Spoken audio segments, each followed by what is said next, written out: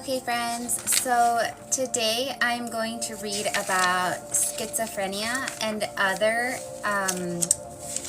psychotic disorders. Let's see. Schizophrenia, how do you say that? Schizophrenia spectrum and other psychotic disorders. Okay, so we're going to identify the characteristics of schizophrenia, the key features of other psychotic disorders. We're going to explain the theories as to why schizophrenia happens and what the treatments of schizophrenia are. And we're also going to analyze the biopsychosocial model of schizophrenia. So let's get started. It initially starts with a case, but I'm going to go over that on my own. Okay, so as per usual, we're going to start with the definition, okay? If you like this music, this is Autism Calming Sensory Meltdown Remedy Soothing Visuals on YouTube. Okay. Schizophrenia. The broad category of schizophrenia includes a set of disorders in which individuals experience distorted perception of reality and impairment in thinking, behavior, affect, and motivation. Affect is what you show to the world, okay? It's not how you feel, but what you choose to present to the world. Schizophrenia is a serious mental illness, given its potential impact on an individual's ability to live a productive and fulfilling life. Although a significant number of people with schizophrenia eventually manage to live symptom-free lives, in some ways, all must adapt their lives to the reality of the illness. In economic terms, schizophrenia also exacts a heavy burden, with an estimated annual cost in healthcare of $155 billion in the United States. So what are the general features of schizophrenia? A key symptom of schizophrenia is the presence of a delusion, a deeply entrenched false belief not consistent with the client's intelligence or cultural background. For example, a delusion of persecution is the false belief that someone or something is out to harm you, when in fact, there's no basis for such belief. More examples of delusions are described in Table 1. I'm going to mark this because I'm doing a paper on it.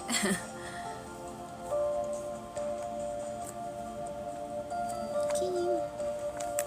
A second major symptom of schizophrenia is hallucinations, which are false perceptions not corresponding to the objective stimuli present in the environment. People may suffer from hallucinations in several sensory modalities, including vision, hearing, smell, and touch. Individuals who experience both visual and auditory hallucinations appear to have more significant deficits than those who experience hallucinations in only one sensory modality, who in turn are more significantly impaired than individuals with no hallucinations. Okay, so there's levels to this. Associated with delusions or auditory hallucinations related to a theme of persecution may be paranoia, the irrational belief or perception that others wish to cause you harm.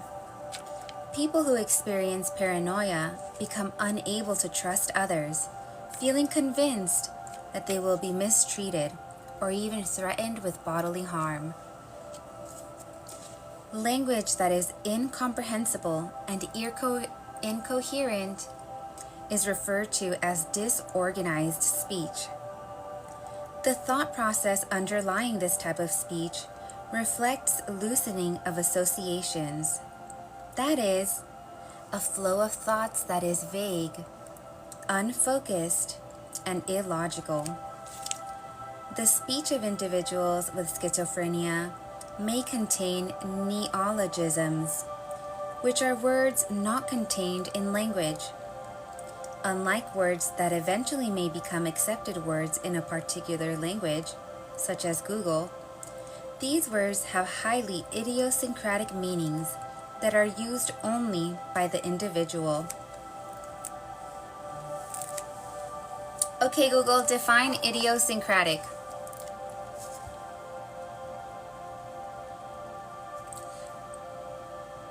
Relating to idiosyncrasy, peculiar, or individual. She emerged as one of the great idiosyncratic talents of the 90s. Synonym, distinctive, individual, characteristic, distinct, distinguishing, peculiar. Okay, so like peculiar. Moving on. Another characteristic symptom that people with schizophrenia may show is inappropriate affect, meaning that the person's emotional response does not match the social cues present in a situation or the content of what is being discussed. The individual may, for example, burst into laughter during a sad situation, or when hearing someone express discontent or unhappiness. We saw this in the case of David, who was laughing and smiling while telling their mother that they believed their roommate was going to burn their belongings. I didn't read the case to you, so if that doesn't make sense, that's why. Table 2 contains the 6 criteria associated with a diagnosis of schizophrenia.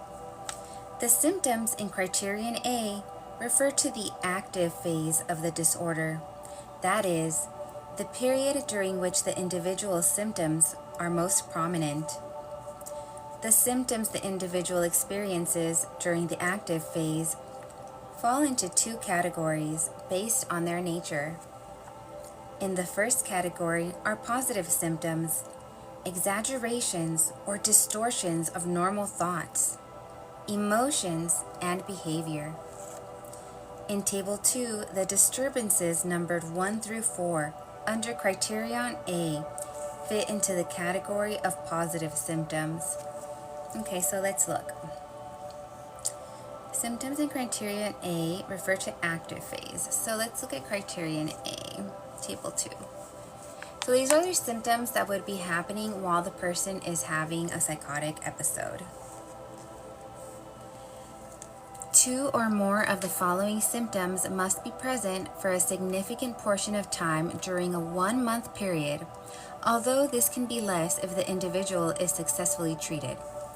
At least one symptom must be from the first 3 categories. 1. Delusions. 2. Hallucinations. 3. Disorganized speech. 4. Grossly abnormal psychomotor behavior. 5. Negative symptoms such as restricted affect, avolition, and asociality. Okay. In the first category are positive symptoms. My dog's fighting with raccoons. Sorry. Okay. In Table 2, the disturbances numbered 1 through 4 under Criterion fit into the category of positive. Okay. So these are considered positive symptoms. The symptoms in Criterion A5. Okay, so delusion, hallucination, disorganized speech, grossly abnormal psychomotor behavior are positive symptoms. Negative symptoms such as restricted affect, avolition, and asociality are negative, which relate to functioning that is below the normal level of behavior or feeling. Restricted affect refers to a narrowing of the range of outward expressions of emotions. Avolition is a lack of initiative, either not wanting to take any action or lacking the energy and will to take action. Asociality refers to a lack of interest in social relationships, including an inability to empathize and form close relationships with others. Asociality refers to a lack of interest in social relationships, including an inability to empathize and form close relationships with others. Criterion B is consistent with other general DSM criteria for psychological disorders, in that it stipulates that there must be significant impairment. The degree of impairment in schizophrenia, however, implies a particularly serious and far-reaching impact in the individual's life. Criterion C, indicating the period of disturbance, is also carefully delineated to ensure that individuals receive this diagnosis only if they show a substantial duration of the symptoms. So let's read what criterion C is in regards to the duration of the schizophrenic symptoms. It says, duration of at least 6 months. Continuous signs of the disturbance must persist for at least 6 months. During at least one of these 6 months, the person must show the active phase symptoms from criterion A. Remember, delusions, hallucinations, gross motor behavior, and disorganized speech. Or less if the person was successfully treated, meaning if you were treated, then it's okay if you're not showing the symptoms for 6 months. The 6 months may include periods during which the individual had symptoms leading up to prodromal or following residual inactive phase. During these periods, the person must show only negative symptoms or 2 or more of the active phase symptoms, but in attenuated form.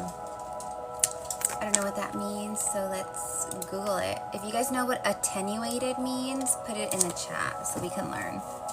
Attenuated definition. Okay, attenuated, having been reduced in force, effect, or value. So I think it means like minimized, decreased, lessened. So kind of like lessened in severity, I guess. Okay, let's keep reading. Criteria D and E refer to other disorders that should not be present in people diagnosed with schizophrenia. It is particularly important for clinicians to rule out criterion D, schizoaffective disorder, when making their diagnosis of schizophrenia. We will discuss this disorder in more detail later in the chapter. Similarly, in the interest of differentiating schizophrenia from other disorders, criterion F makes it clear that the symptoms of schizophrenia involving, for example, communication, must not overlap with symptoms of an autism spectrum disorder. So let's look at criteria D that they cannot have. No evidence of schizoaffective, depressive, or bipolar disorder. Okay. And then criteria E, symptoms are not due to substance use disorder or general medical condition. Okay, so they can't be having hallucinations, delusions, disorganized speech because they're on a medication or they're taking drugs or alcohol or whatever. It has to be natural. So criteria F makes it clear that the symptoms of schizophrenia must not overlap with other symptoms. So criteria F is, if there's a history of autism spectrum disorder or a communication disorder of childhood onset, the additional diagnosis of schizophrenia is made only if prominent delusions or hallucinations are also present for at least a month or less if successfully treated. Before publication of DSM-5, the diagnostic criteria for schizophrenia included 5 subtypes based on which symptoms were most prominent in the individual. These subtypes were labeled catatonic, disorganized, paranoid, undifferentiated, and residual. They were dropped from DSM-5 since researchers studying schizophrenia now believe they represent fine-grained distinctions not supported by empirical evidence. However, the terms may still be in use today by mental health professionals who believe they capture qualitatively important diagnostic entities. Sorry guys, my dog is like, she won't calm down. Once a subtype of schizophrenia, a separate disorder is now known in DSM-5 as catatonia. a condition in which the individual shows marked psychomotor disturbances. These disturbances may consist of decreased, excessive, or peculiar motor activity that is not in response to what is occurring in the individual's environment. For example, with no apparent provocation, the individual may hold odd, rigid poses for long periods of time, as well as being unable to speak or move. Catatonia may be diagnosed in association with another psychological disorder, a medical condition, or a cause the clinician cannot identify. So now let's talk about the history of schizophrenia. Schizophrenia has a long and fascinating history. French physician Benedict Morel, 1809 to 1873, so fairly recent, first identified it as a disease that he named Demence Précoce, brain dementia of the young. The next major point in schizophrenia's history is associated with the German psychiatrist Emil Kraepelin, 1856 to 1926, who used Latin to refer to the condition, which then became known as dementia praecox. At the root of its symptoms, Kraepelin believed was one underlying and progressively degenerating disease process that caused, in his terms, the weakening of mental processes. In 1911, Swiss psychologist Eugen Bleuler, 1857 to 1939, revised the concept of schizophrenia once again to reflect his belief that the disorder was actually a set of diseases. He coined the term schizophrenia to signify that the underlying cause was a splitting, schiz, among the functions of the mind.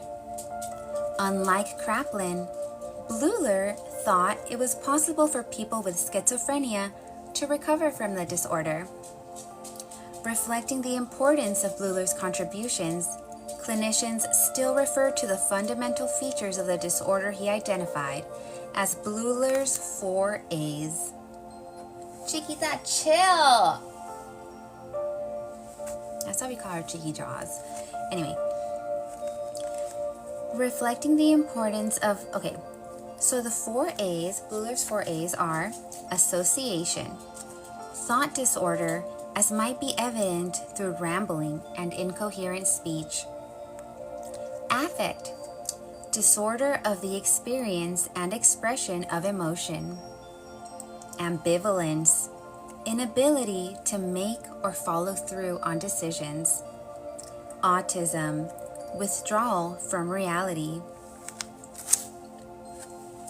Note that Bleuler did not intend for the splitting to be a splitting of personalities, as is often mistakenly thought, as in split personality.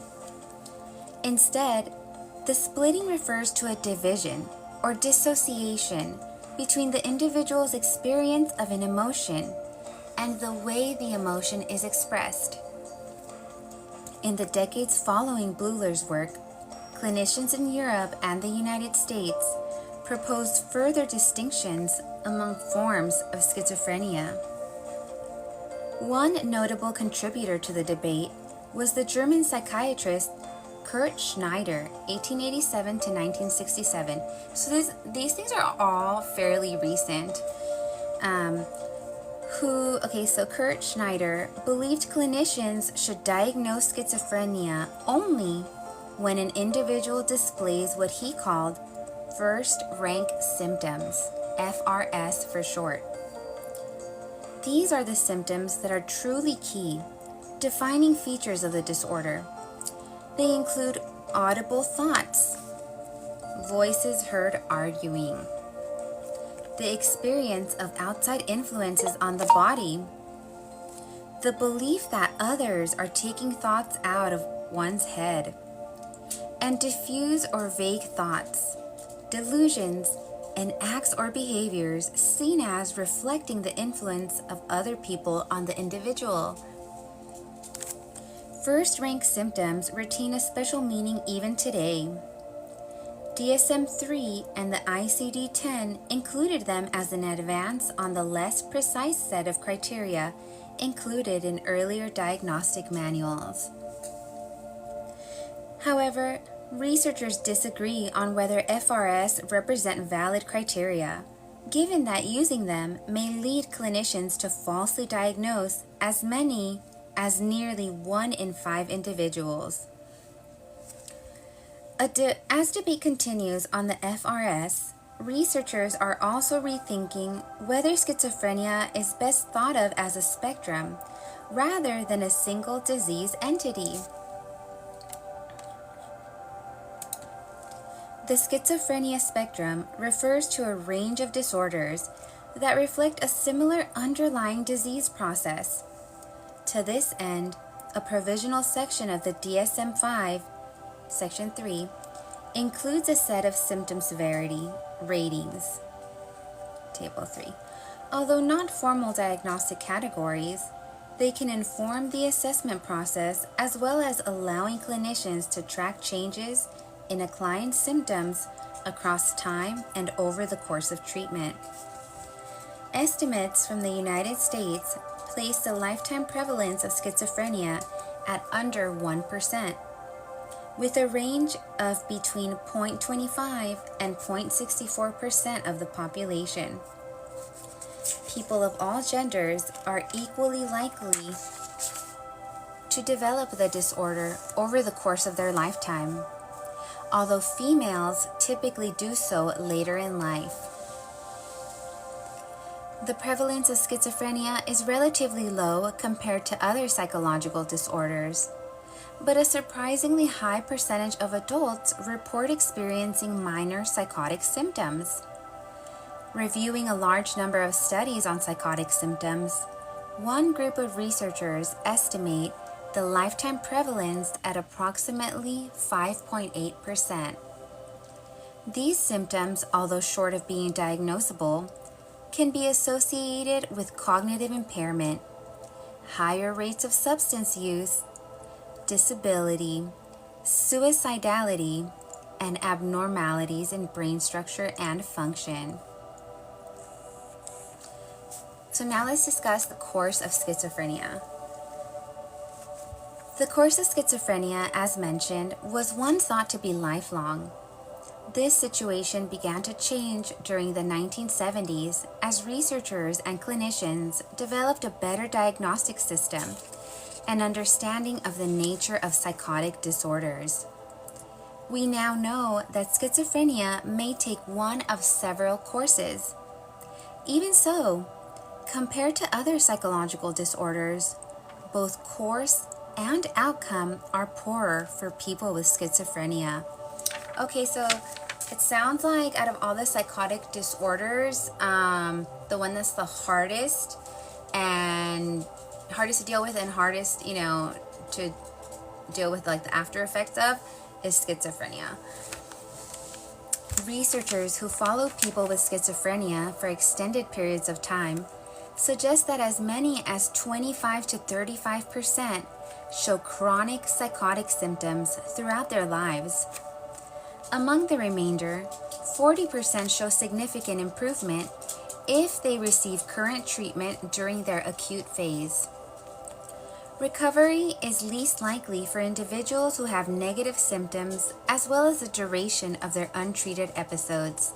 Remember, negative symptoms was asociality, affect, and I believe it was avolition. Let me see. Yeah, avolition. So if you have that for too long, then it's like the least likely you are to recover. Understanding the life course of schizophrenia is made more complicated by the fact that people with schizophrenia are 2 to 3 times more likely to die than others in their age group, leading to a reduction in life expectancy of 15 to 20 years. This higher mortality reflects, in part, the economic and social challenges these individuals face in their daily lives. the use of antipsychotic medications may improve mortality by reducing suicide rates, but alternatively may increase mortality due to negative effects on cardiovascular health. Whew. Sucks. Okay, so now let's discuss brief psychotic disorder. This is different than schizophrenia. Brief psychotic disorder. As the term implies, brief psychotic disorder is a diagnosis that clinicians use when an individual develops symptoms of psychosis for a short period of time, specifically more than a day but less than a month. To receive this diagnosis, the individual must experience one of 4 symptoms, which are delusions, hallucinations, disorganized speech, and grossly disorganized or catatonic behavior. Clinicians assigning this particular diagnosis need to note the context in which individuals display the psychotic symptoms. Has the client experienced a recent stressor, such as a natural disaster, the loss of a close relative, or an accident? Another possibility is that a woman develops this disorder soon after giving birth. In such cases, the clinician adds a specification to indicate that the symptoms are associated with a stressor. A woman who develops this disorder during pregnancy or within 4 weeks of giving birth would receive a separate specification as having brief psychotic disorder postpartum onset. Yeah, women just really go through it. Okay, so that was brief psychotic disorder. Let's go over schizophreniform disorder. Different than schizophrenia, different than brief psychotic disorder. Schizophreniform disorder. People receive a diagnosis of schizophreniform disorder if they experience symptoms of schizophrenia for a period of 1 to 6 months. If symptoms persist for longer than 6 months, the clinician conducts an evaluation to determine whether a diagnosis of schizophrenia is appropriate. Those clients who show a rapid development of symptoms within a span of 4 weeks seem confused or perplexed while in the peak of the episode and have otherwise good social and personal functioning prior to the episode have a better chance of not developing schizophrenia. They're also likely to have a good prognosis if they do not show the negative symptoms of apathy, withdrawal, and asociality, or lack of interest in being with other people. Okay, the next psychotic disorder we're going over is called schizoaffective. In schizoaffective disorder, individuals with a mood disorder, such as depressive or bipolar, also experience delusions and or hallucinations. However, the diagnosis can be made only if, during a 2-week period, clients have psychotic but not mood disorder symptoms. For most of the duration of their illness, they must have a major mood episode, depressive or manic, as well as show symptoms of schizophrenia. In other words, they must have both a mood episode and a psychotic disorder, and at least 2 weeks during which delusions and or hallucinations are the only symptoms they show. Okay, so they've got to have a mood disorder and hallucinations or delusions, but for 2 of those weeks, they can't have mood disorder symptoms, just, the psychotic symptoms.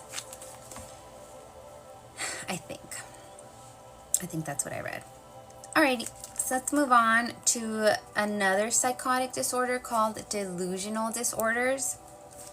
People with delusional disorders have delusions that have lasted for at least 1 month as their only symptom.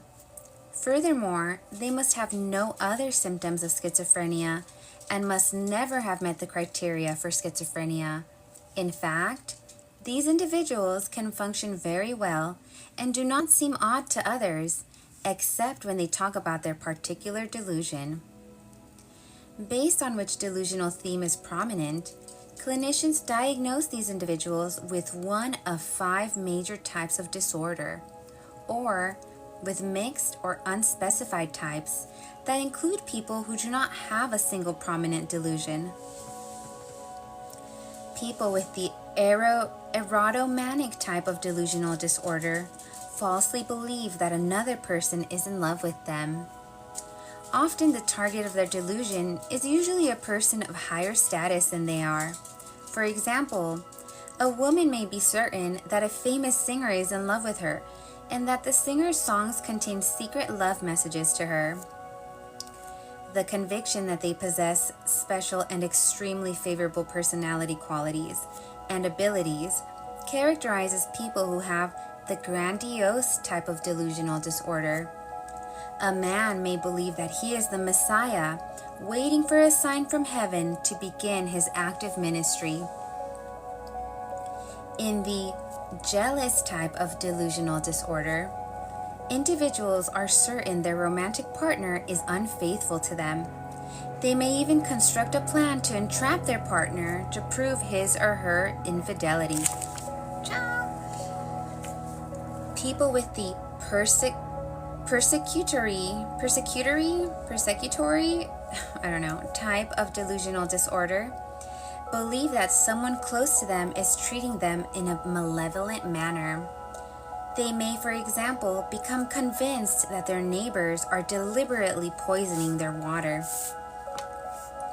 People with somatic type of delusional disorder believe they have a medical condition causing an abnormal bodily reaction that doesn't actually exist. For example, a person may be convinced that they have lesions on their skin that have spread to their internal organs. Shared psychotic disorder is a diagnosis applied when one or more people develop a delusional system as a result of a close relationship with a psychotic person who is delusional. You may have heard this disorder referred to as folie à deux, folly of two. When 2 people are involved, occasionally 3 or more people or the members of an entire family are affected. Children may develop this disorder, particularly if they are socially isolated, perhaps because they are less exposed to the outside world. Those who spread the delusions are themselves more likely to develop a psychotic illness as they get older.